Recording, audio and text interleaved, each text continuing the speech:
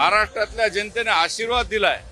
महाराष्ट्रातल्या जनतेला अमित शहानी जनार्दन म्हणलंय, परमेश्वर म्हणलंय, ईश्वरचं रूप म्हणलंय आणि कार्यकर्त्यांनी जी संजीवनी दिली भारतीय जनता पार्टीच्या माध्यमातून त्याची त्यांनी कृतज्ञता व्यक्त केली, त्याची अमित भाईंनी आभार व्यक्त केले आणि भविष्यातला रोडमॅप त्यांना सांगितला।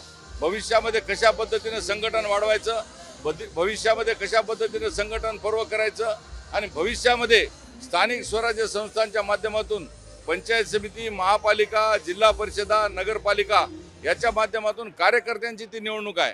त्यामुळे त्या कार्यकर्त्याच्या निवडणुकीमध्ये सगळ्या कार्यकर्त्यांनी एकत्रितपणाने काम करून संघटित शक्तीच्या द्वारे येणाऱ्या काळामध्ये संपूर्ण भारतीय जनता पार्टीची सत्ता ही स्थानिक स्वराज्य संस्थांमध्ये आणण्याच्या बाबतीतली एक भीष्म प्रतिज्ञा त्यांनी कार्यकर्त्यांकडून करून घेतलेली आहे। ते म्हणाले की अशी शक्ती निर्माण करा की यानंतर कोणी तुम्हाला धोका देणार नाही, याची शाश्वती। याच्यात चूक काय? उलट त्यांनी जे सांगितलं की भविष्यामध्ये आपल्याकडे बघण्याची हिंमत आणि भविष्यामध्ये आपल्याकडे बोट दाखवण्याची हिंमत कोणाची होणे असं संघटन निर्माण करा आणि त्या पद्धतीने जनतेमध्ये तुम्ही श्रद्धा निर्माण करा, त्या पद्धतीने तुम्ही श्रद्धेचं जनतेचं प्रेम तुम्ही निर्माण करा, जनतेमध्ये जाऊन त्यांचं प्रेम तुम्ही मिळवा। हे सांगणं चुकीचं काय?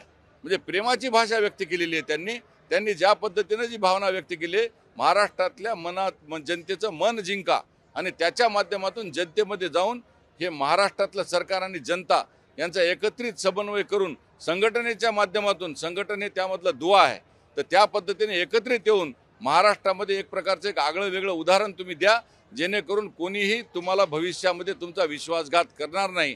त्यामुळे विश्वासघात करणाऱ्याला त्याची जागा दाखवा, अशा पद्धतीने कडक इशारा कार्यकर्त्यांच्या संघटनेच्या माध्यमातून माननीय अमितभाई शाह यांनी जो दिलेला आहे त्याबद्दल आम्ही अमितभाई शाह यांचे मनापासून आभार व्यक्त करतो।